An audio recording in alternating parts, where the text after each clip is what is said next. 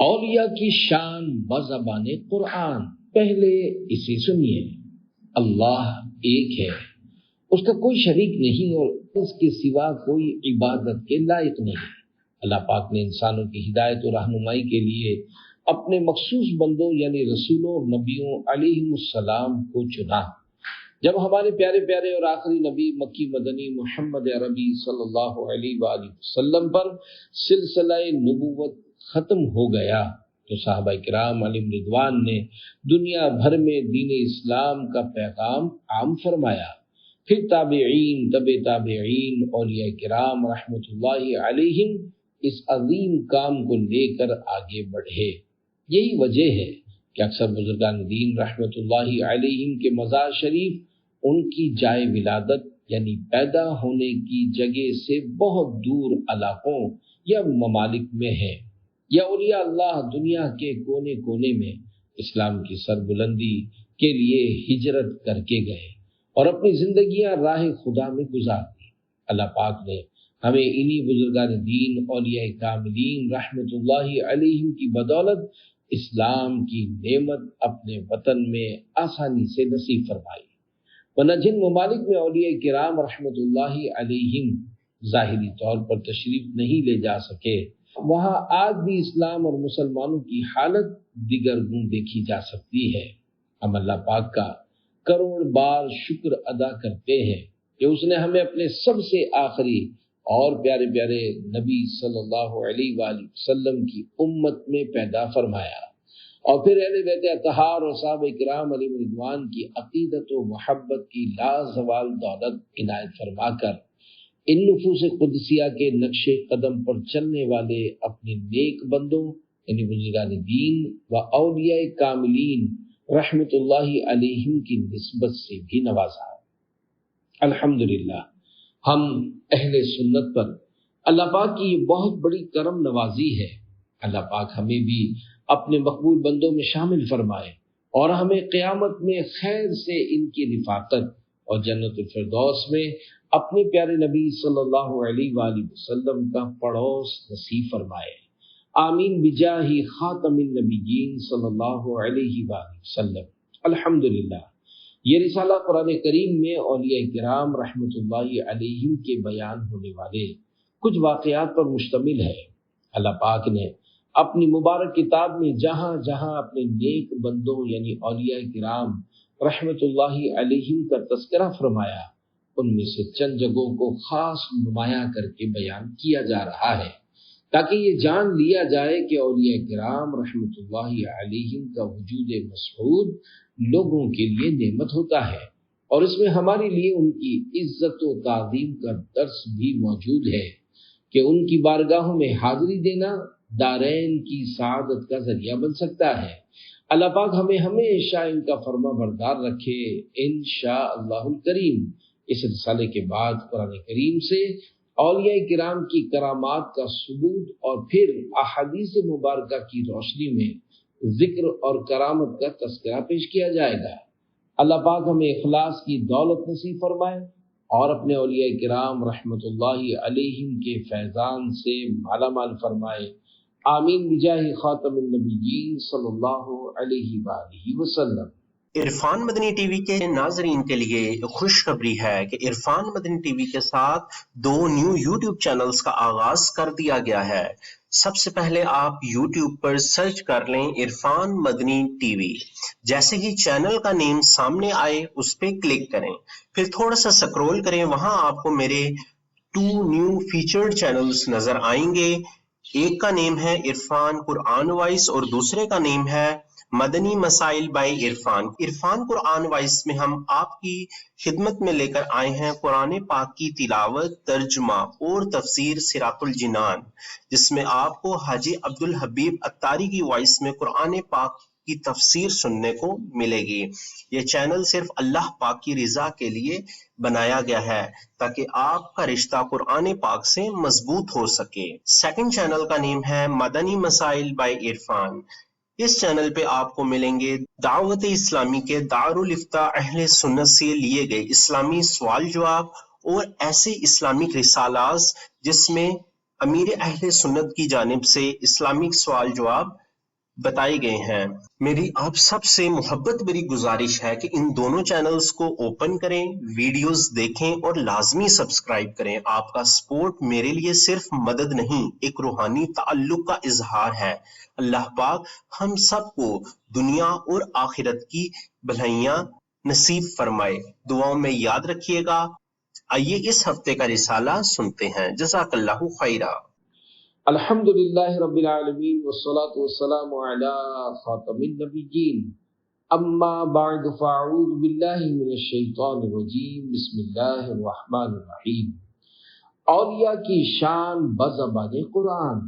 दुआए अत्तार, या अल्लाह पाक जो कोई 29 सफ़हात का रिसाला औलिया की शान बज़बान कुरान पढ़ या सुन ले, उसे अपने वलियों की पैरवी की तौफीक दे और उसे अपने मकबूल बंदों में शामिल फरमाकर माँ बाप समेत बिला हिसाब जन्नतुल फिरदौस में दाखिला नसीब फरमा। आमीन बिजाहि खातमिन नबिय्यीन सल्लल्लाहु अलैहि वसल्लम। आला दर्जात पाने का जरिया दुरूद शरीफ की फजीलत। फरमाने आखिरी नबी सल्लल्लाहु अलैहि वसल्लम, इन्नल्लाह तआला जअला लि उम्मती फिस सलाति अलैया अफज़ल दरजात, यानी बेशक अल्लाह पाक ने मेरी उम्मत के लिए मुझ पर दुरूद पाक पढ़ने के बदले आला दर्जात रखे हैं। सल्लु अलल हबीब सल्लल्लाहु अला मुहम्मद। पहले जमाने के 3 औलिया। अंताकिया मुल्क शाम का एक बेहतरीन शहर था। पूरा शहर 5 पहाड़ों से घिरा हुआ था। शहर की आबादी का रकबा 12 मील तक फैला हुआ था।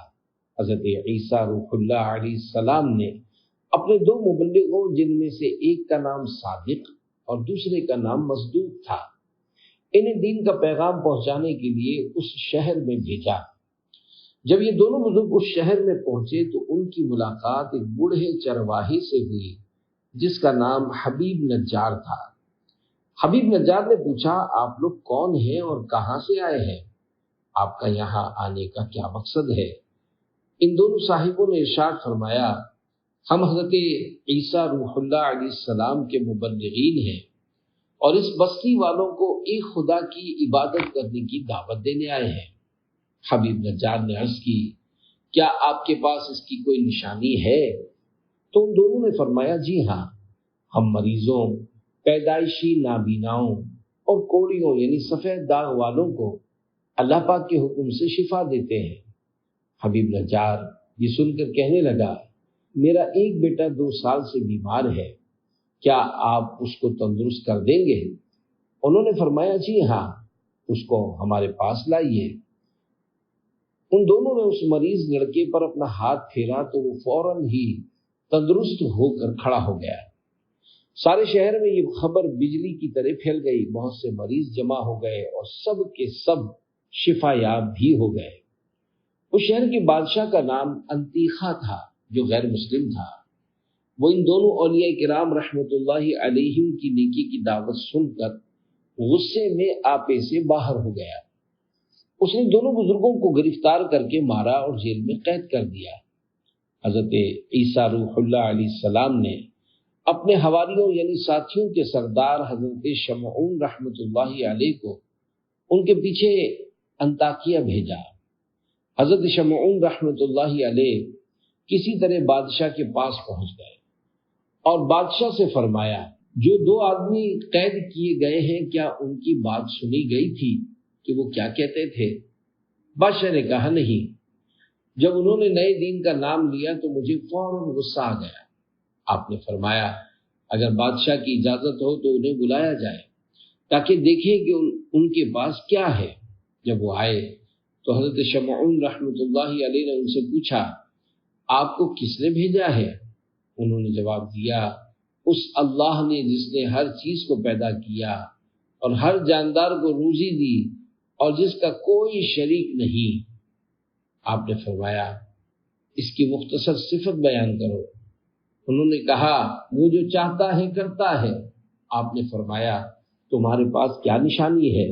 उन्होंने जवाब दिया, जो बादशाह चाहे تو بادشاہ نے ایک ایسے پیدائشی نابینا کو بلایا جس کے سر میں آنکھیں ہی نہیں تھی۔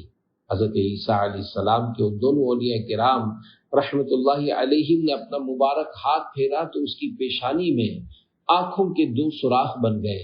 پھر انہوں نے مٹی کے 2 گیند بنا کر ان سوراخوں میں رکھ کر دعا کی تو یہ مٹی کے دونوں گیند آنکھیں بن کر روشن ہو گئے اور پیدائشی نابینا اندھیارا بن گیا۔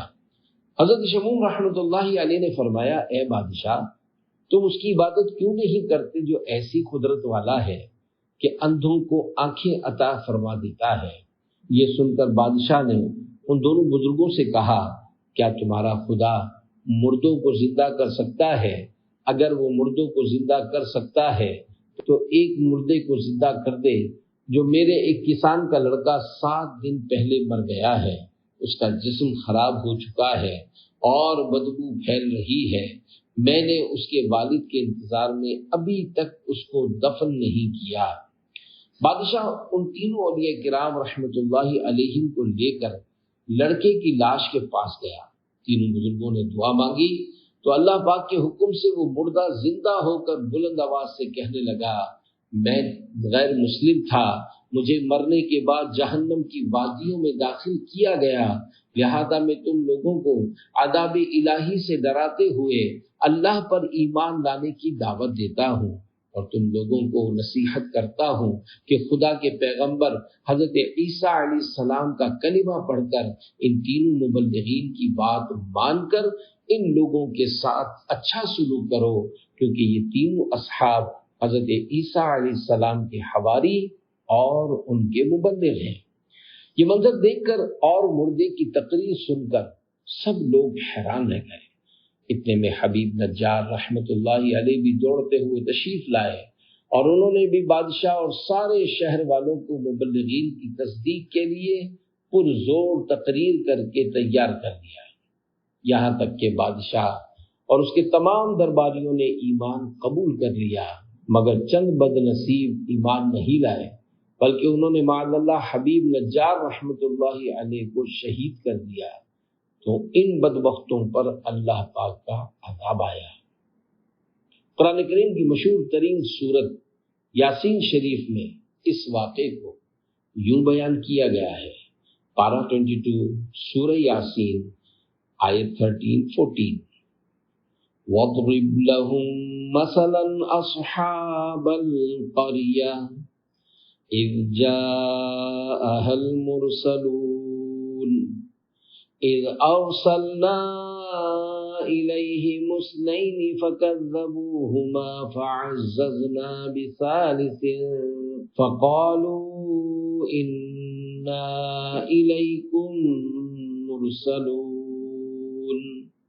ترجمہ کنز الایمان۔ اور ان سے مثال بیان کرو اس شہر والوں کی جب ان کے پاس فرستادے آئے، جب ہم نے ان کی طرف 2 بھیجے پھر انہوں نے ان کو جھٹلایا تو ہم نے تیسرے سے زور دیا۔ اب ان سب نے کہا کہ بے شک ہم تمہاری طرف بھیجے گئے ہیں۔ چند آیات کے بعد حضرت حبیب نجار رحمت اللہ علیہ کی بات قرآن کریم میں اس طرح بیان کی گئی، پارہ 22 سورہ یاسین آیت 20-21، وَجَاءَ مِنْ أَقْصَى الْمَدِينَةِ رَجُلٌ يَسْعَىٰ قَالَ يَا قَوْمِ اتَّبِعُوا الْمُرْسَلِينَ اتَّبِعُوا مَن لَّا يَسْأَلُكُمْ أَجْرًا وَهُم مُّهْتَدُونَ۔ ترجمہ کنز الایمان۔ اور شہر کے پرلے کنارے سے ایک مرد دوڑتا آیا، بولا اے میری قوم، بھیجے ہوں کی پیروی کرو، ایسوں کی پیروی کرو جو تم سے نیک یعنی اجر نہیں مانگتے اور وہ راہ پر ہیں۔ تقریباً 226 سال 226 سال پہلے کے بزرگ حضرت احمد بن محمد مالکی رحمت اللہ علیہ اپنی تفسیر حاشیۃ الصاوی علی الجلالین میں اور دیگر مفسرین کرام نے یہ واقعہ اپنی تفاسیر میں لکھا ہے۔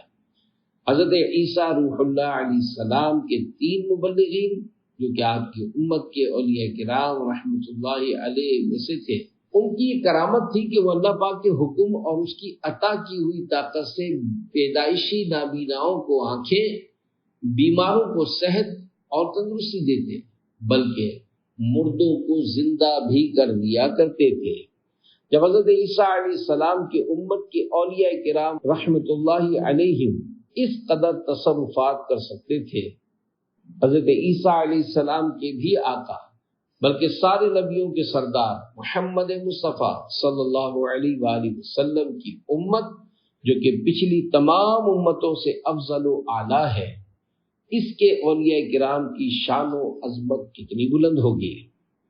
ہمارے پیارے اور آخری نبی مکی مدنی محمد عربی صلی اللہ علیہ وآلہ وسلم سے پہلے جتنے انبیاء کرام علیہ السلام دنیا میں تشریف لائے، ان کی امتوں میں جتنے اولیاء کرام تھے، ان سب سے افضل ہمارے پیارے نبی صلی اللہ علیہ وآلہ وسلم کی برکت سے آپ صلی اللہ علیہ وآلہ وسلم کی امت کے اولیاء کرام رحمت اللہ علیہم ہیں۔ سمجھنے کی بات، اللہ پاک کی بارگاہ میں ہر مومن مسلمان کی بڑی عزت اور شان ہے۔ قرآن کریم میں ایک عام مومن مسلمان کے بارے میں بدگمانی کرنے، اس پر تہمت و بہتان باندھنے، اس کا مذاق اڑانے، اسے برے نام سے پکارنے، اسے تکلیف دینے اور معاذ اللہ اسے قتل کرنے پر شدید وعیدیں بیان فرمائی گئی ہے۔ احادیث مبارکہ میں بھی ایک مومن مسلمان کی عزت و حرمت کی بڑی تاکید ہے۔ جب ایک عام مسلمان کی عزت و حرمت کے اللہ پاک اور اس کے پیارے نبی صلی اللہ علیہ وآلہ وسلم کی بارگاہ میں اس قدر اہمیت ہے، تو جو عالم دین ہو اس کی تعظیم و احترام کا درجہ کس قدر بڑھ جائے گا۔ عالم دین کی غیر عالم پر شان و عظمت کے لیے یہ آیت کریمہ ہی کافی ہے۔ پارہ 23 سورۃ الزمر کی آیت نمبر 9 میں ارشاد ہوتا ہے، قُلْ هَلْ يَسْتَوِي الَّذِينَ يَعْلَمُونَ وَالَّذِينَ لَا يَعْلَمُونَ۔ ترجمہ کنز ایمان، تم فرماؤ کیا برابر ہیں جاننے والے اور انجان؟ جب عالم دین اور غیر عالم برابر نہیں تو ولی اللہ کا درجہ تو اس سے بھی اوپر ہے، کیونکہ اللہ پاک کا ولی ہونے کے لیے عالم ہونا شرط ہے۔ ولی کا ایک معنی دوست ہے، اور اللہ پاک جاہل کو دوست نہیں رکھتا۔ اللہ پاک جب کسی کو اپنا دوست یعنی ولی بناتا ہے تو اسے پہلے اپنے دین کے علم کا عالم بھی بناتا ہے۔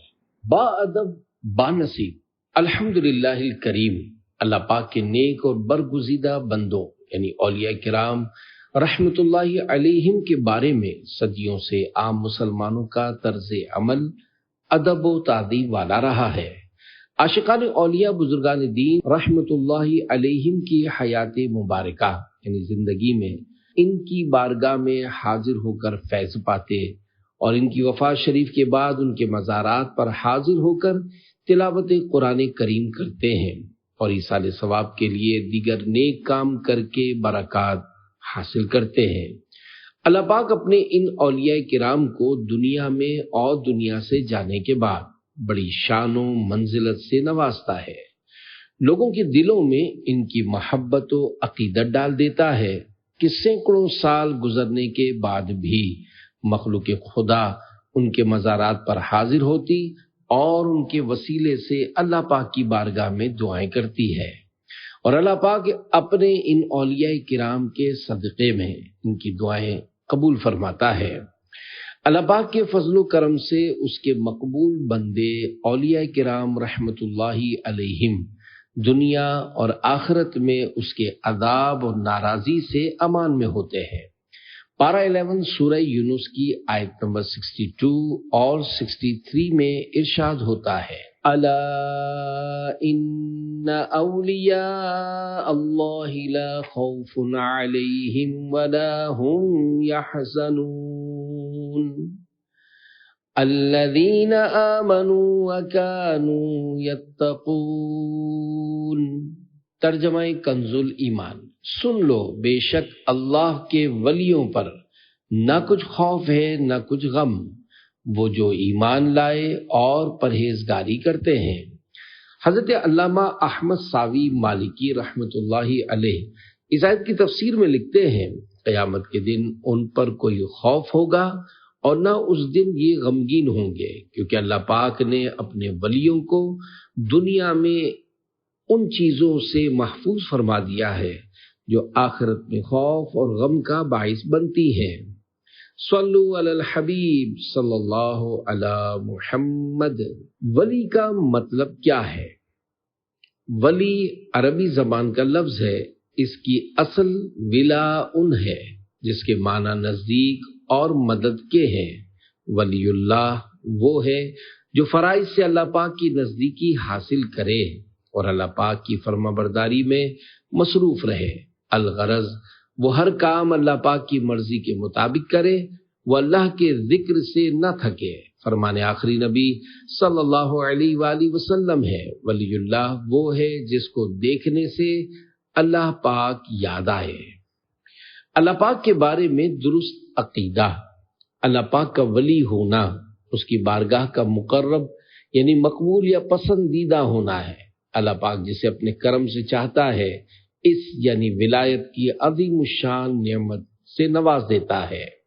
اللہ پاک بعض حضرات کو پیدا ہی ولی صفت پر فرماتا ہے، جسے مادر ذات ولی یعنی پیدائشی ولی کہتے ہیں، جیسے حضرت بی بی مریم رحمت اللہ علیہا مادر ذات ولیہ تھی۔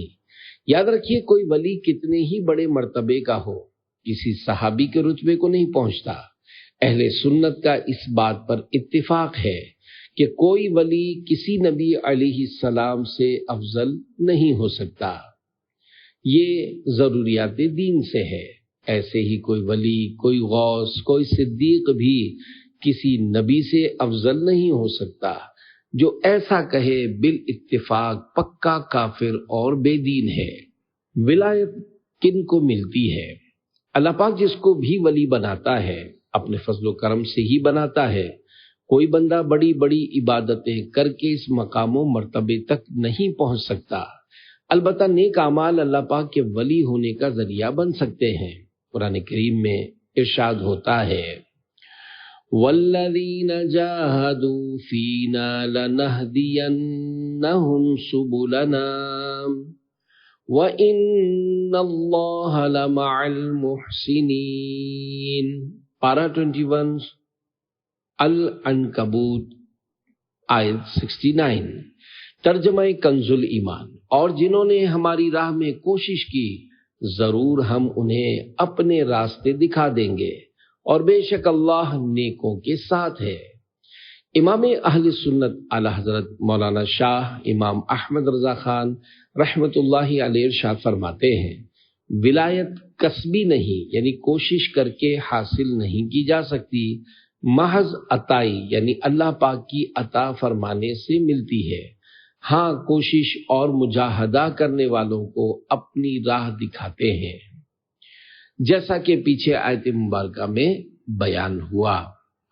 تو اپنی ولایت کی خیرات دے دے میرے غوث کا واسطہ یا الہی۔ صلو علی الحبیب صلی اللہ علی محمد۔ کیا اولیاء کرام سے گناہ نہیں ہو سکتا؟ پیارے پیارے اسلامی بھائیوں، گناہوں سے معصوم ہونا یعنی گناہ ہو ہی نہ سکنا، یہ انبیاء کرام علیہم السلام اور فرشتوں کی خصوصیت ہے۔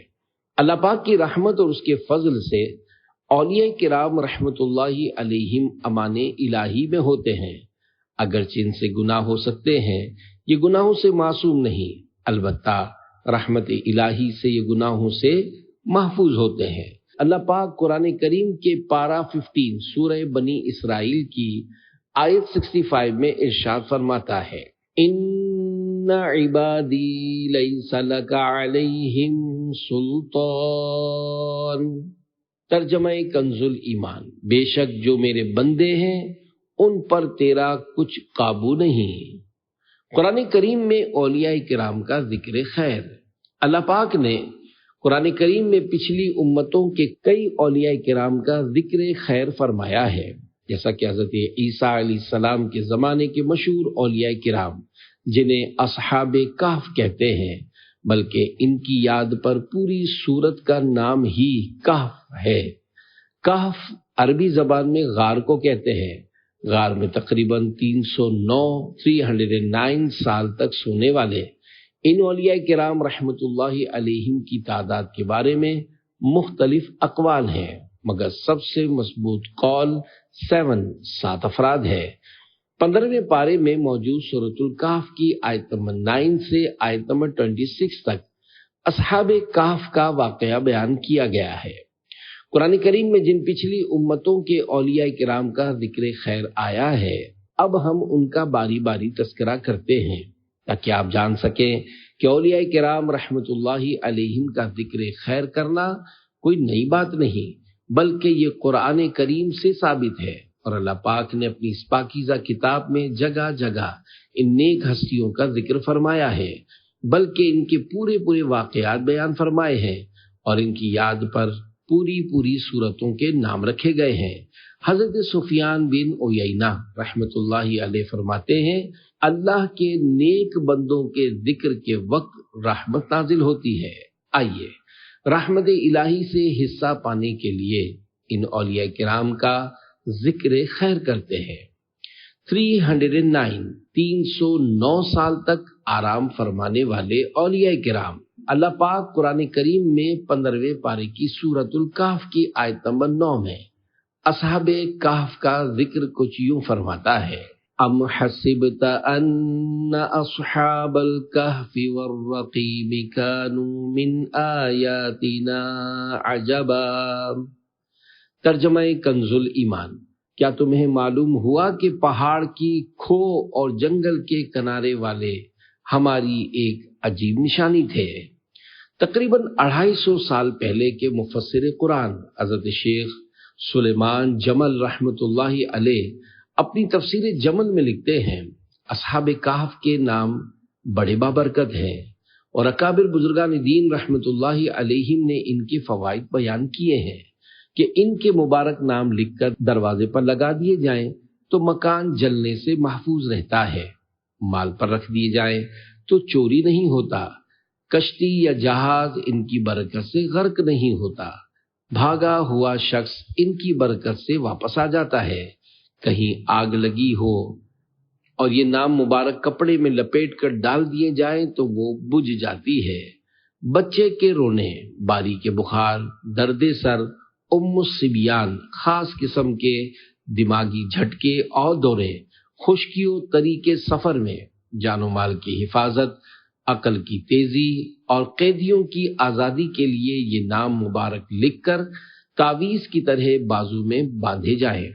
ان اولیاء کرام رحمت اللہ علیہم کے مکمل واقعے کو ترجمہ کنز العرفان اور تفسیر صراط الجنان سے پڑھیے، انشاءاللہ الکریم اولیاء کرام کی عقیدت و محبت سے ایمان تازہ ہو جائے گا، اللہ پاک کی ان پر رحمت ہو اور ان کے صدقے ہماری بے حساب مغفرت ہو، آمین بجاہ خاتم النبیین صلی اللہ علیہ وآلہ وسلم۔ امت محمدی کے ولی اللہ کی شان، جب حضرت عیسیٰ روح اللہ علیہ السلام کے زمانے کے اولیاء کرام کی یہ شان ہے تو نبی آخر الزمان صلی اللہ علیہ وآلہ وسلم کی امت کے اولیاء کرام کی شان و عظمت کتنی بلند ہوگی۔ اگر کوئی عاشق اولیاء حضور غوث پاک شیخ عبد القادر جیلانی رحمت اللہ علیہ کے مبارک ناموں سے برکت حاصل کرتے ہوئے انہیں یاد کرے یا ان ناموں کا تعویذ بنائے تو اسے کیوں برکتیں نصیب نہ ہوں گی، کیوں نہ اس کے مشکل کام آسان ہوں گے۔ پوری دنیا پر حکومت کرنے والے ولی اللہ، سورۃ الکہف میں ہی اللہ پاک کے ایک اور ولی کا واقعہ بیان کیا گیا ہے جن کا نام مبارک اسکندر اور لقب ذوالقرنین رحمت اللہ علیہ ہے۔ آپ رحمت اللہ علیہ حضرت خضر علیہ السلام کے خالہ زاد بھائی ہیں۔ دنیا میں 4 بڑے بادشاہ ہوئے ہیں، ان میں سے 2 مومن تھے، حضرت سلیمان علیہ السلام اور حضرت ذوالقرنین رحمت اللہ علیہ، اور 2 کافر تھے، نمرود اور بخت نصر، اور 5ویں بڑے بادشاہ حضرت امام مہدی رحمت اللہ علیہ ہوں گے۔ ان کی حکومت تمام روئے زمین پر ہوگی، مسلمانوں کے چوتھے خلیفہ حضرت علی المرتضیٰ رضی اللہ عنہ نے اسکندر ذوالقرنین کے بارے میں فرمایا کہ وہ نہ نبی تھے نہ فرشتے، بلکہ اللہ پاک سے محبت کرنے والے بندے تھے، اللہ پاک نے انہیں محبوب بنایا۔ پارہ 16 سورۃ الکہف کی آیت نمبر 83 اور 84 میں ارشاد ہوتا ہے وَيَسْأَلُونَكَ عَنْ ذِي الْقَرْنَيْنِ قُلْ سَأَتْلُو عَلَيْكُمْ مِنْهُ ذِكْرًا إِنَّا مَكَّنَّا لَهُ فِي الْأَرْضِ وَآتَيْنَاهُ مِنْ كُلِّ شَيْءٍ سَبَبًا۔ ترجمہ کنز ایمان۔ اور تم سے ذوالقرنین کے بارے میں پوچھتے ہیں، تم فرماؤ میں تمہیں اس کا مذکور پڑھ کر سناتا ہوں۔ بے شک ہم نے اسے زمین میں قابو دیا اور ہر چیز کا ایک سامان عطا فرمایا۔ تفسیر خازن میں ہے بے شک ہم نے حضرت ذوالقرنین رحمت اللہ علیہ کو زمین میں اقتدار دیا اور اسے ہر قسم کا سامان یا اس کے حصول کا طریقہ عطا فرمایا، اور جس چیز کی مخلوق کو حاجت ہوتی ہے اور جو کچھ بادشاہوں کو ملک اور شہر فتح کرنے اور دشمنوں کے ساتھ جنگ کرنے میں درکار ہوتا ہے وہ سب عنایت کیا۔ قرآن کریم میں ان کے مشرق سے مغرب تک ساری دنیا کے سفر کا بیان ہے۔ سورۃ الکہف کی آیت نمبر 83 سے لے کر 99 تک پڑھیے اور ایمان تازہ کیجیے۔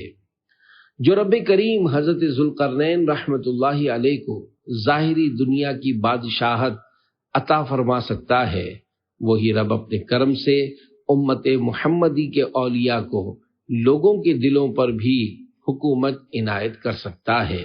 دیکھیے آج پاک و ہند سمیت دنیا کے مختلف ممالک میں ایسے کئی مزارات مبارکہ نظر آئیں گے جہاں خلق خدا پروانہ وار ذوق و شوق سے آتی اور اللہ پاک کی رحمت سے من کی مرادیں پاتی ہے۔ اللہ پاک کی ان پر رحمت اور ان کے صدقے ہماری بے حساب مغفرت ہو، آمین بجاہ خاتم النبیین صلی اللہ علیہ وآلہ وسلم۔ ملکہ بلقیس کا تخت لانے والے ولی اللہ پاک کے پیارے نبی حضرت سلیمان علیہ السلام کے وزیر کا نام حضرت آصف بن برخیہ رحمت اللہ علیہ ہے۔ پارہ 19 سورہ نمل کی آیت نمبر 40 میں ارشاد ہوتا ہے قال الذي عنده علم من الكتاب انا آتيك به قبل ان يرتد اليك طرفك۔ ترجمہ کنز ایمان۔ اس نے عرض کی جس کے پاس کتاب کا علم تھا کہ میں اسے حضور میں حاضر کر دوں گا ایک پل مارنے سے پہلے۔ تفسیر کی کئی کتب میں لکھا ہے کہ جس کے پاس کتاب کا علم تھا، اس سے مراد حضرت آصف بن برخیہ رحمت اللہ علیہ ہیں۔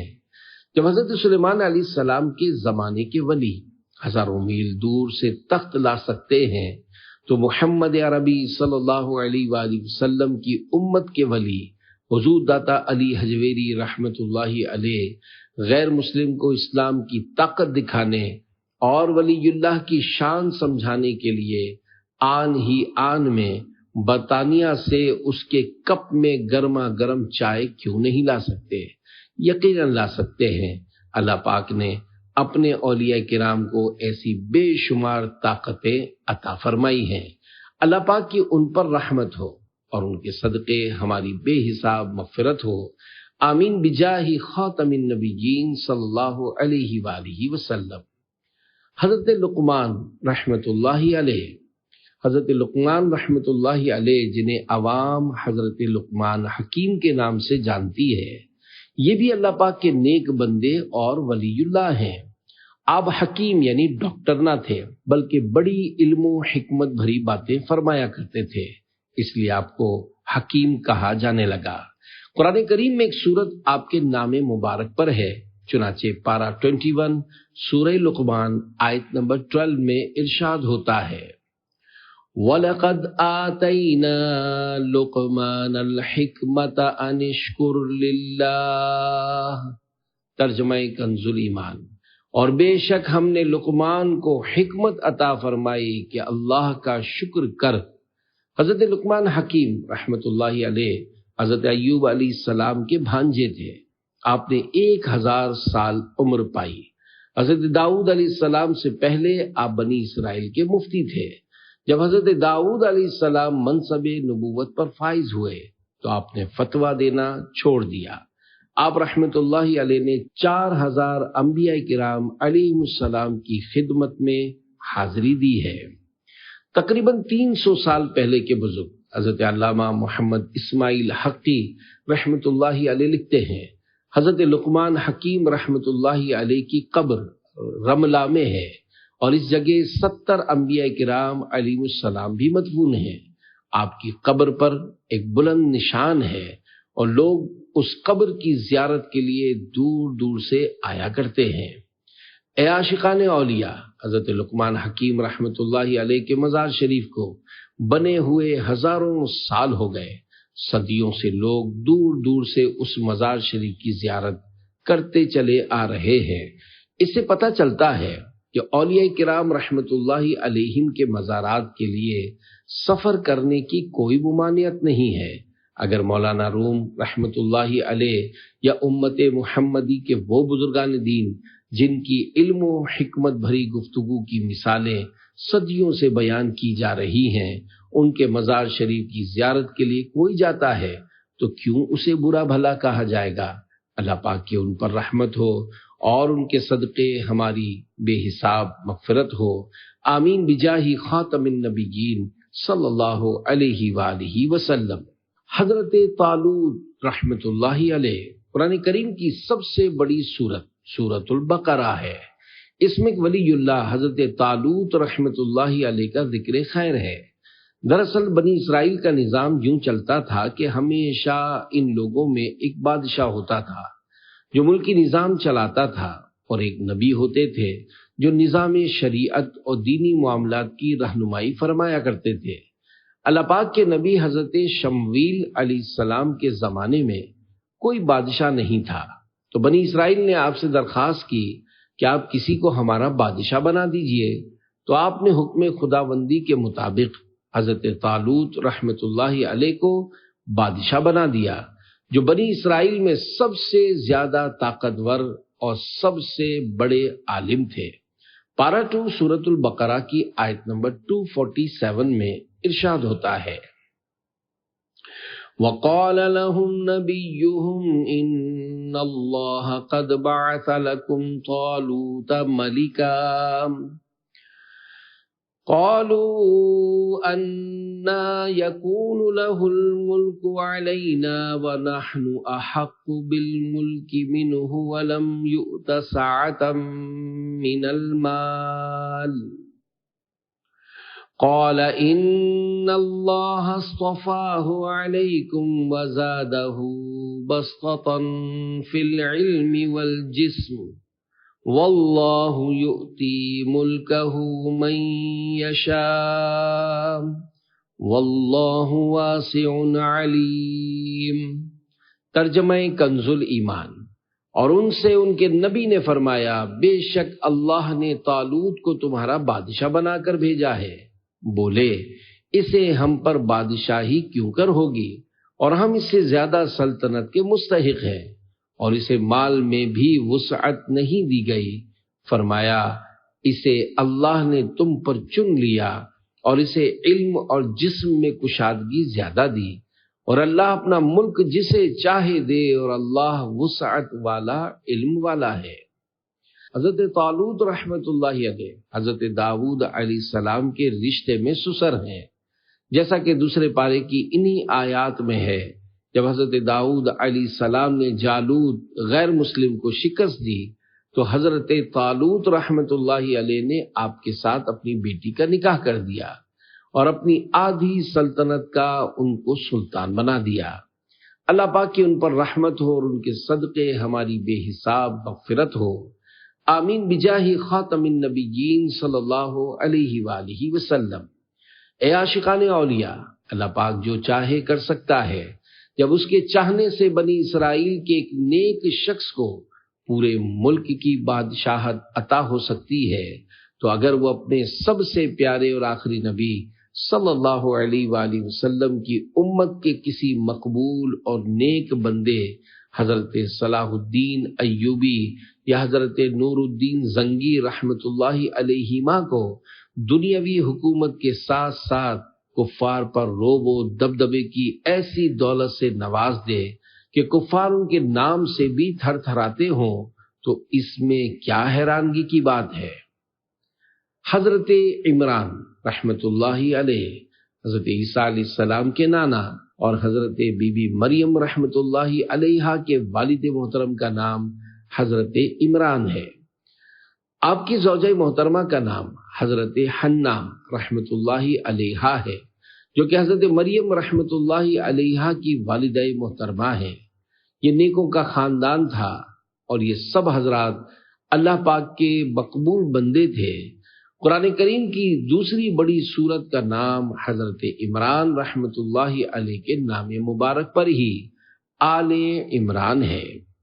ایک زمانے تک حضرت حنا رحمت اللہ علیہا کے ہاں اولاد نہیں ہوئی، یہاں تک کہ بڑھاپا آ گیا اور مایوسی ہو گئی۔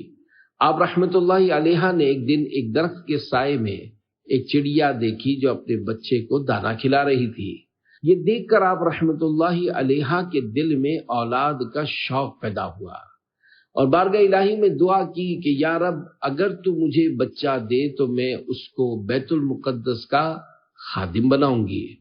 چنانچہ جب وہ حاملہ ہوئیں اور انہوں نے یہ نظر مان لی تو ان کے شوہر حضرت عمران رحمت اللہ علیہ نے فرمایا، یہ آپ نے کیا کیا؟ اگر لڑکی پیدا ہوئی تو وہ اس قابل کہاں ہوگی کہ بیت المقدس کی خدمت کرے، کیونکہ بیت المقدس کی خدمت کے لیے لڑکوں کو دیا جاتا تھا۔ ولی کامل کے منہ سے نکلی بات پوری ہو گئی اور واقعی حضرت حنا رحمت اللہ علیہا کے ہاں حضرت مریم رحمت اللہ علیہا کی ولادت ہوئی، مگر حضرت عمران رحمت اللہ علیہ کا ولادت سے پہلے ہی انتقال ہو گیا۔ اللہ پاک کہ ان پر رحمت ہو اور ان کے صدقے ہماری بے حساب مغفرت ہو، آمین بجاہ خاتم النبیین صلی اللہ علیہ وآلہ وسلم۔ قرآن کریم میں ان دونوں بزرگوں کا ذکر کچھ اس طرح ہے۔ پارہ 3 سورہ آل عمران آیت 35۔ اذ قالت امرأة عمران رب انی نذرت لك ما في بطنی محررا فتقبل منی انک انت السمیع العلیم۔ ترجمہ کنز ایمان۔ جب عمران کی بیوی نے عرض کی، اے رب میرے، میں تیرے لیے منت مانتی ہوں جو میرے پیٹ میں ہے کہ خالص تیری ہی خدمت میں رہے، تو تو مجھ سے قبول کر لے، بے شک تو ہی ہے سنتا جانتا۔ جب حضرت عمران رحمت اللہ علیہ کی نیک سیرت زوجہ حضرت حنا رحمت اللہ علیہا نے نیک کام کے متعلق منت مانی اور اللہ پاک نے ان کی دعا قبول فرما لی، تو اللہ پاک کے سب سے پیارے اور آخری نبی صلی اللہ علیہ وآلہ وسلم کی امت کے بہت بڑے ولی اللہ حضرت خواجہ غریب نواز معین الدین حسن چشتی اجمیری رحمت اللہ علیہ کے مزار شریف پر کوئی مسلمان نیک جائز تمنا پوری ہونے کی منت مانتا ہے تو اللہ پاک اپنے مقبول بندے اور ولی کے وسیلے سے کیوں قبول نہیں فرمائے گا۔ حضرت زلیخا رحمت اللہ علیہا۔ حضرت زلیخا رحمت اللہ علیہا حضرت یوسف علیہ السلام پر ایمان لانے کے بعد آپ کی زوجیت میں آ گئی تھیں۔ اس وقت آپ ضعیف ہو چکی تھی۔ اللہ پاک نے حضرت یوسف علیہ السلام کی دعا کی برکت سے آپ کو آپ کی جوانی لوٹا دی۔ آپ رحمت اللہ علیہا رات دن عبادت فرمایا کرتی تھی اور اس کے علاوہ آپ کا کوئی کام نہ تھا۔ حضرت یوسف علیہ السلام نے ان کی توجہ اپنی طرف نہ پائی تو فرمایا، زلیخا تو میری محبت میں دیوانی تھی۔ جواب دیا، یہ اس وقت کی بات ہے کہ جب میں آپ کی محبت کی ماہیت سے واقف نہ تھی، اب میں آپ کی محبت کی حقیقت پہچان چکی ہوں۔ اللہ پاک نے حضرت یوسف علیہ السلام کو حضرت زلیخا سے 2 بیٹے عطا فرمائے، ایک کا نام افراسیم اور دوسرے کا میشا تھا۔ پارہ 12 سورہ یوسف کی آیت نمبر 51 میں حضرت زلیخا رحمت اللہ علیہ کا اس طرح ذکر کیا گیا ہے۔ قالت امرأة العزیز الآن حصحص الحق انا راودته عن نفسه وانه لمن الصادقین۔ ترجمہ کنز ایمان، عزیز کی عورت بولی اب اصلی بات کھل گئی، میں نے ان کا جی لبھانا چاہا تھا اور وہ بے شک سچے ہیں۔ یاد رہے اس آیت میں حضرت زلیخا رحمت اللہ علیہ کی توبہ کا اعلان اللہ پاک نے فرما دیا، لہذا اب حضرت زلیخا کو برے لفظوں سے یاد کرنا حرام ہے، کیونکہ وہ حضرت یوسف علیہ السلام کی مقدس بیوی تھی۔ اللہ پاک کی ان پر رحمت ہو اور ان کے صدقے ہماری بے حساب مغفرت ہو، آمین بجاہ خاتم النبیین صلی اللہ علیہ وآلہ وسلم۔ اے عاشقان اولیاء، جب اللہ پاک حضرت زلیخا رحمت اللہ علیہ کو توبہ کے بعد اتنا عظیم مرتبہ عنایت فرما سکتا ہے، تو حضرت یوسف علیہ السلام کے آقا محمد مصطفیٰ صلی اللہ علیہ وآلہ وسلم کی امت میں سے توبہ کرنے والوں کو کیوں ولایت کے تاج سے سرفراز نہیں فرما سکتا؟ حضرت موسیٰ علیہ السلام کے زمانے کے ہزاروں اولیاء کرام اللہ پاک کے حکم سے حضرت موسیٰ علیہ السلام نے جب فرعون کو ایمان لانے کی دعوت دی تو اس بدبخت نے جو خود کو خدا کہلاتا تھا کوئی نشانی مانگی، آپ علیہ السلام نے اپنا عصا شریف دکھایا جو بہت بڑا اژدہا بن کر فرعون کو کھانے کے لیے لپکا، تو فرعون معافیہ مانگنے لگا۔ پھر فرعون کہنے لگا کہ معاذ اللہ یہ جادو ہے، اگر آپ میرے جادوگروں کو ہرا دیں تو میں ایمان لے آؤں گا۔ چنانچہ حضرت موسیٰ علیہ السلام فرعون کے دیے ہوئے وقت پر ایک میدان میں تشریف لائے جہاں ہزاروں جادوگر اپنے کرتب دکھا رہے تھے اور ان کو دیکھنے کے لیے لاکھوں لوگ جمع تھے۔ جادوگروں نے اپنی لاٹھیوں اور رسیوں کو پھینکا تو ایک دم وہ جادو سے سانپ بن کر پورے میدان میں دوڑنے لگی، لیکن جب حضرت موسیٰ علیہ السلام نے خدا کے حکم سے اپنی مقدس لاٹھی کو زمین پر رکھا تو وہ ایک بہت بڑا اژدہا بن کر جادوگروں کے تمام سانپوں کو کھا گیا۔ جب حضرت موسیٰ علیہ السلام نے اسے اپنے ہاتھ میں لیا تو وہ پہلے کی طرح عصا ہو گیا۔ یہ دیکھ کر جادوگروں کو یقین ہو گیا کہ یہ معجزہ ہے جس سے جادو مقابلہ نہیں کر سکتا۔ یہ معجزہ دیکھ کر تمام جادوگر ہار مانتے ہوئے سجدے میں گر پڑے اور اونچی آواز میں کہا، ہم سب حضرت ہارون اور حضرت موسیٰ علیہ السلام کے رب پر ایمان لائے۔ بدبخت فرعون نے توبہ کرنے کے بجائے ان سب ایمانداروں کو بڑی بے دردی کے ساتھ شہید کر دیا، جو کہ ایک آن میں مومن ہوئے تو دوسرے ہی لمحے نظر نبی سے ولایت کے مقام تک پہنچے تھے۔ اللہ پاک ان کا واقعہ قرآن کریم میں پارہ 16 سورہ طٰہٰ میں یوں ارشاد فرماتا ہے،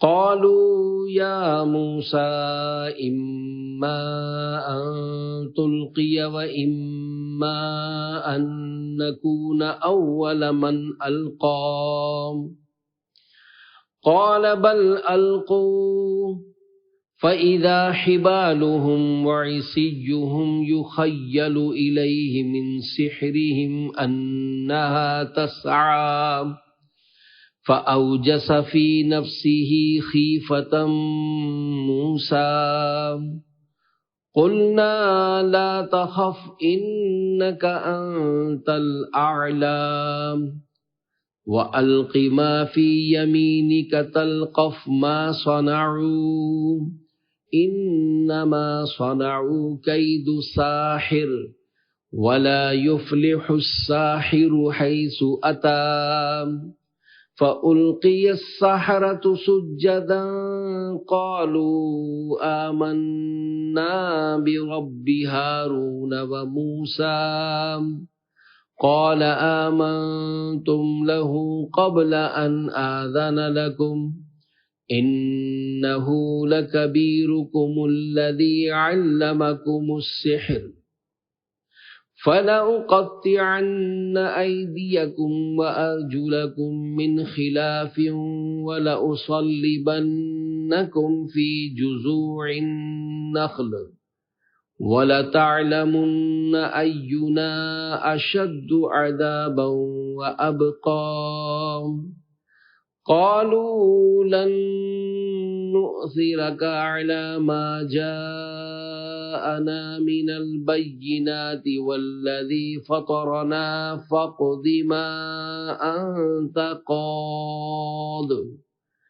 إِنَّمَا تَقْضِي هَٰذِهِ الْحَيَاةَ الدُّنْيَا إِنَّا آمَنَّا بِرَبِّنَا لِيَغْفِرَ لَنَا خَطَايَانَا وَمَا أَكْرَهْتَنَا عَلَيْهِ مِنَ السِّحْرِ وَاللَّهُ خَيْرٌ وَأَبْقَىٰ۔ ترجمہ کنز الایمان۔ بولے اے موسیٰ یا تو تم ڈالو یا ہم پہلے ڈالیں۔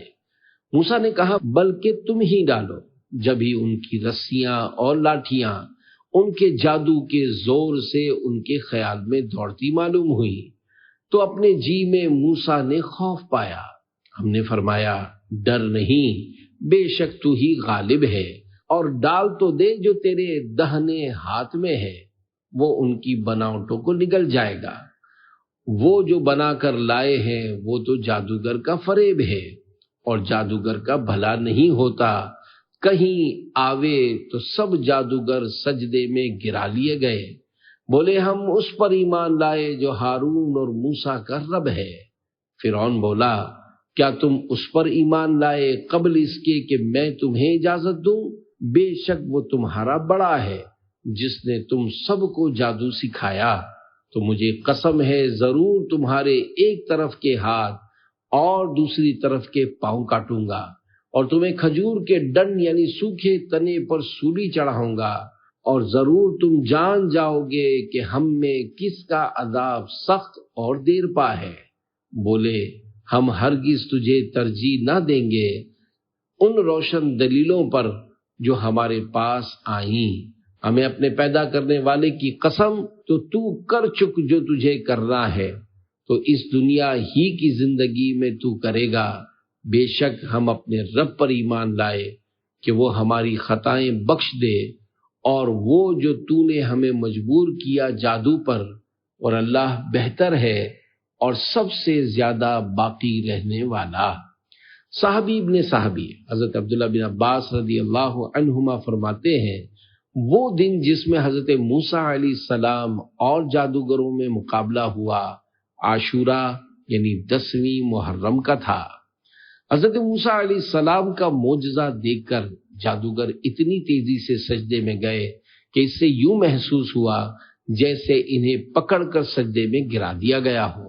منقول ہے کہ اس سجدے میں انہیں جنت اور دوزخ دکھائی گئی، اور انہوں نے جنت میں اپنی منازل دیکھ لیے۔ باریک نکتہ، مفسرین کرام فرماتے ہیں جادوگروں نے ادب کی وجہ سے مقابلہ پہلے شروع کرنا حضرت موسیٰ علیہ السلام کی رائے مبارک پر چھوڑا، اور اس کی برکت سے آخر کار اللہ پاک نے انہیں ایمان کی دولت سے مشرف فرما دیا۔ اللہ پاک کی ان پر رحمت ہو اور ان کے صدقے ہماری بے حساب مغفرت ہو۔ آمین بجاہ خاتم النبیین صلی اللہ تعالی علیہ وآلہ وسلم۔ حضرت بی بی آسیہ رحمت اللہ علیہا۔ حضرت بی بی آسیہ رحمت اللہ علیہا فرعون کی بیوی تھی۔ آپ انبیاء کرام علیہ السلام کی اولاد میں سے تھی۔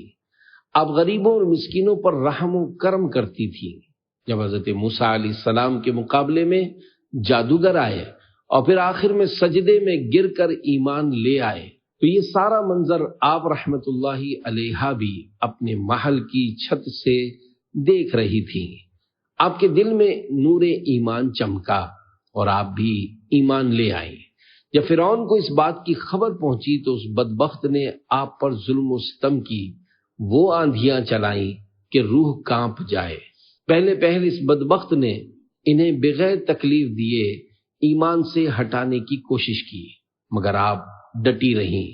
جب فرعون اس میں ناکام ہوا تو اس نے معاذ اللہ آپ رحمت اللہ علیہ کے مبارک ہاتھ پاؤں میں میخیں یعنی کیل لگا کر دھوپ میں سورج کی طرف رک کر کے لٹا دیا اور سینے پر چکی کا پاٹ رکھ دیا کہ ہل بھی نہ سکیں.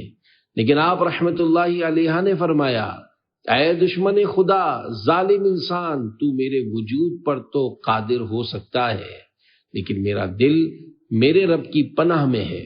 اگر تو میرا ہر عضو کاٹ دے تب بھی میرا عشق بڑھتا جائے گا. حضرت موسیٰ علیہ السلام نے جب یہ منظر دیکھا تو آپ رحمت اللہ علیہ نے ان سے عرض کی میرا رب مجھ سے راضی ہے یا ناراض؟ حضرت موسیٰ علیہ السلام نے فرمایا اے آسیہ، آسمان کے فرشتے تیرے انتظار میں ہیں اور اللہ تیرے کارناموں پر فخر فرماتا ہے. سوال کر، تیری ہر ضرورت پوری ہوگی. آپ رحمت اللہ علیہ نے دعا مانگی جس کا ذکر قرآن کریم میں کچھ اس طرح ہے. پارہ 28 سورہ تحریم آیت 11. وَضَرَبَ اللَّهُ مَثَلًا لِّلَّذِينَ آمَنُوا امْرَأَتَ فِرْعَوْنَ إِذْ قَالَتْ رَبِّ ابْنِ لِي عِندَكَ بَيْتًا فِي الْجَنَّةِ وَنَجِّنِي مِنْ فِرْعَوْنَ وَعَمَلِهِ وَنَجِّنِي مِنَ الْقَوْمِ الظَّالِمِينَ. ترجمہ کنز ایمان. اور اللہ مسلمانوں کی مثال بیان فرماتا ہے. فرعون کی بیوی جب اس نے عرض کی اے میرے رب، میرے لیے اپنے پاس جنت میں گھر بنا اور مجھے فرعون اور اس کے کام سے نجات دے اور مجھے ظالم لوگوں سے نجات بخش.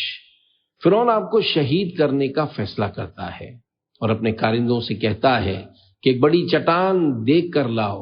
چٹان کو دیکھ کر بھی اگر یہ اپنے بات پر قائم رہتی ہے تو چٹان اس پر گرا دو، اور اگر رجوع کر لیتی ہے تو یہ میری بیوی ہے. چٹان لائی جاتی ہے. آپ رحمت اللہ علیہ آسمان کی طرف نگاہ اٹھا کر دیکھتی ہیں تو وہاں جنت میں اپنا سفید موتی کا گھر نظر آتا ہے جس سے آپ کا حوصلہ اور بڑھ جاتا ہے. اسی حالت میں آپ کی روح پرواز کر جاتی ہے. اس کے بعد آپ پر چٹان گرائی جاتی ہے اور وہ ایسے بدن پر گرتی ہے جس میں روح نہیں ہوتی. حضرت بی بی آسیہ رحمت اللہ علیہ کے لیے بہت بڑی خوشخبری ہے. آپ رحمت اللہ علیہ کی ایک بہت بڑی فضیلت یہ ہے کہ آپ جنت میں پیارے آقا مکی مدنی مصطفیٰ صلی اللہ علیہ وآلہ وسلم کی زوجہ ہوں گی. چنانچہ مروی ہے کہ جب حضرت خدیجہ رضی اللہ عنہا مرض وفات میں مبتلا تھی تو سرکار مدینہ صلی اللہ علیہ وآلہ وسلم آپ کے پاس تشریف لائے اور فرمایا تمہیں معلوم ہے کہ اللہ پاک نے جنت میں میرا نکاح تمہارے ساتھ مریم بنت عمران حضرت موسیٰ علیہ السلام کی بہن کلثم، بعض علماء نے آپ کا نام مریم بھی ذکر کیا ہے، اور فرعون کی بیوی آسیہ کے ساتھ فرمایا ہے. اللہ پاک کی ان پر رحمت ہو اور ان کے صدقے ہماری بے حساب مغفرت ہو. آمین بجاہ خاتم النبیین صلی اللہ علیہ وآلہ وسلم. حضرت عیسیٰ علیہ السلام کی والدہ محترمہ حضرت بی بی مریم رحمت اللہ علیہا. حضرت مریم رحمت اللہ علیہا کی ولادت شریف سے پہلے آپ کے والد محترم حضرت عمران رحمت اللہ علیہ انتقال فرما چکے تھے، لہذا آپ کا نام آپ کی والدہ محترمہ نے رکھا جیسا کہ قرآن کریم میں ہے وَإِنِّي سَمَّيْتُهَا مَرْيَمَا. پارہ 3 سورہ آل عمران آیت 36. ترجمہ کنز ایمان. اور میں نے اس کا نام مریم رکھا. آپ حضرت سلیمان بن داود علیہ السلام کی اولاد سے ہیں. قرآن کریم میں آپ کی کرامات کا بھی بیان ہے جو آگے قسط وار رسالے میں آئے گا. جو شخص حضرت مریم رحمت اللہ علیہا پر معاذ اللہ زنا کی تہمت لگائے وہ شخص یقینی قطعی کافر و مرتد ہے کہ ایسا اعتقاد رکھنا صریح قرآنی آیات کے خلاف ہے. وَمَرْيَمَ ابْنَتَ عِمْرَانَ الَّتِي أَحْصَنَتْ فَرْجَهَا فَنَفَخْنَا فِيهِ مِنْ رُوحِنَا فَنَفَخْنَا فِيهِ مِن رُّوحِنَا وَصَدَّقَتْ بِكَلِمَاتِ رَبِّهَا وَكُتُبِهِ وَكَانَتْ مِنَ الْقَانِتِينَ۔ پارہ 28 سورہ تحریم آیت 12، ترجمہ کنز الایمان۔ اور عمران کی بیٹی مریم جس نے اپنی پارسائی کی حفاظت کی تو ہم نے اس میں اپنی طرف کی روح پھونکی، اور اس نے اپنے رب کی باتوں اور اس کی کتابوں کی تصدیق کی اور فرما برداروں میں ہوئی۔ حضرت موسیٰ علیہ السلام کی والدہ محترمہ اور بہن۔ حضرت موسیٰ علیہ السلام کی والدہ محترمہ بڑی نیک خاتون تھی، آپ کا نام مبارک یوحانز تھا اور والد محترم کا نام عمران تھا۔ فرعون نے ایک مرتبہ خواب دیکھا کہ بیت المقدس کی طرف سے ایک آگ نکلی جس نے سارے مصر کو گھیر لیا اور تمام قبطیوں کو جلا ڈالا، مگر بنی اسرائیل کو آگ سے کوئی نقصان نہ پہنچا۔ یہ عجیب و غریب خواب دیکھ کر فرعون پریشان ہو گیا۔ اس نے نجومیوں سے تعبیر معلوم کی تو انہوں نے بتایا کہ بنی اسرائیل میں ایک لڑکا پیدا ہوگا جو تیری بادشاہت ختم ہو جانے کا سبب بنے گا۔ یہ سن کر فرعون نے حکم دیا کہ بنی اسرائیل میں جو بھی لڑکا پیدا ہو اسے قتل کر دیا جائے۔ اس طرح فرعون کے حکم سے 12,000 یا 70,000 لڑکے قتل کر دیے گئے۔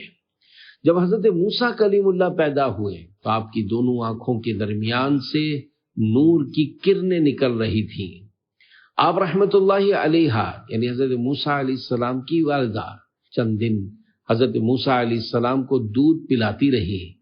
اس عرصے میں نہ آپ علیہ السلام روتے، نہ ان کی گود میں کوئی حرکت کرتے تھے، اور آپ کی بہن کے سوا اور کسی کو آپ علیہ السلام کی ولادت کی اطلاع نہ تھی۔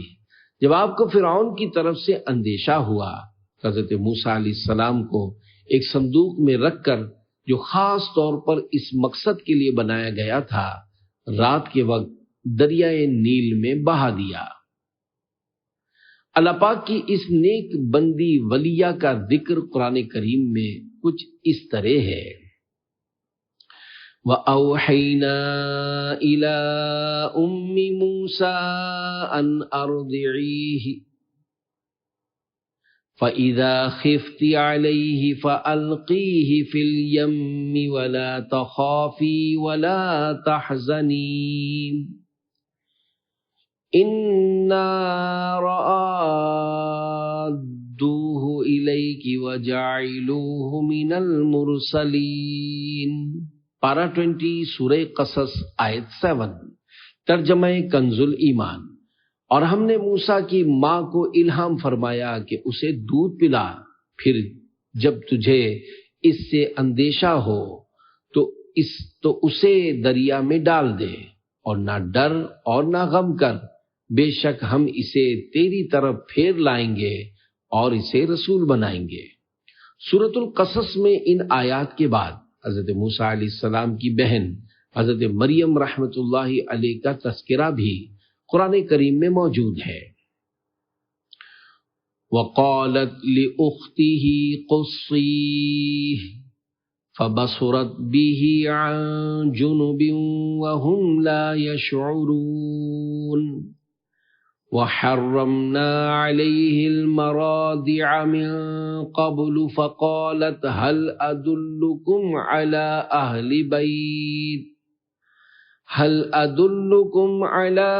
أَهْلِ بَيْتٍ يَكْفُلُونَهُ لَكُمْ وَهُمْ لَهُ نَاصِحُونَ فَرَدَدْنَاهُ إِلَىٰ أُمِّهِ كَيْ تَقَرَّ عَيْنُهَا وَلَا تَحْزَنَ وَلِتَعْلَمَ أَنَّ وَعْدَ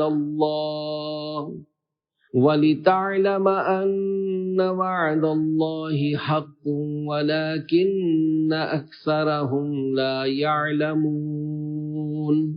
پارہ 20 سورہ قصص آیت 11 to 13، ترجمہ کنز الایمان۔ اور اس کی ماں نے اس کی بہن سے کہا اس کے پیچھے چلی جا، تو وہ اسے دور سے دیکھتی رہی اور ان کو خبر نہ تھی، اور ہم نے پہلے ہی سب دائیاں اس پر حرام کر دی تھیں۔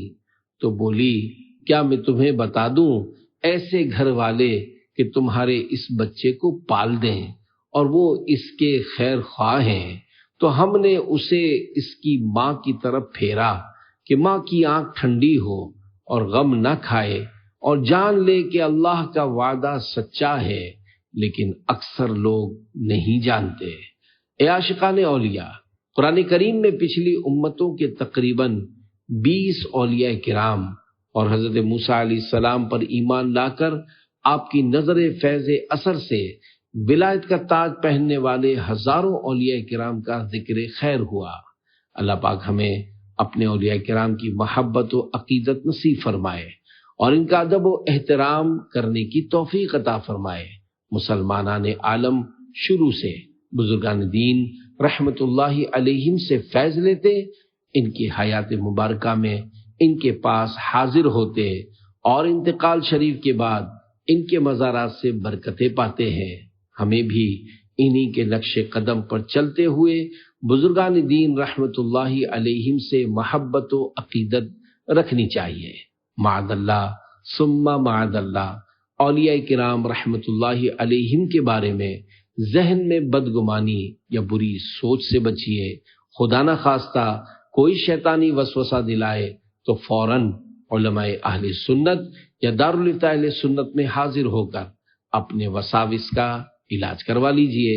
اولیاء کرام رحمت اللہ علیہم سے بد اعتقادی آہستہ آہستہ نیکوں اور بزرگوں کی بے ادبی کی طرف لے جاتی ہے، جو کہ ایک مسلمان کے دین کے لیے زہر قاتل ہے۔ اولیاء کرام رحمت اللہ علیہم کے بارے میں زبان درازی کرنے والے کے سائے سے بھی بچیں، ورنہ اس پر برسنے والی نحوست سے آپ بھی آلودہ ہو سکتے ہیں۔ اللہ پاک جن کی شان بیان فرمائے، اللہ پاک جن کے رتبے عام لوگوں پر بڑھائے، ہم ان پر تنقید کر کے اپنے ہی دامن کو داغدار کر سکتے ہیں۔ ان بزرگان دین کا کچھ نہیں بگاڑ سکتے۔ یہ اللہ پاک کی بڑی نیک ہستیاں ہوتی ہیں جن پر ہر وقت اللہ پاک کی رحمتیں برستی ہیں۔ ہمیں بھی چاہیے کہ ان سے اکتساب فیض یعنی فیض حاصل کریں۔ حضرت مولانا روم رحمت اللہ علیہ کے اشعار کی روشنی میں مولانا عبد المصطفیٰ اعظمی رحمت اللہ علیہ لکھتے ہیں، اولیاء کرام رحمت اللہ علیہم کو عام انسانوں کی طرح نہیں سمجھنا چاہیے، بلکہ یہ عقیدہ رکھ کر اولیاء کرام کی تعظیم و تکریم کرنی چاہیے کہ ان لوگوں پر خداوند کریم کا خاص فضل عظیم ہے، اور یہ لوگ بے پناہ روحانی طاقتوں کے بادشاہ بلکہ شہنشاہ ہیں۔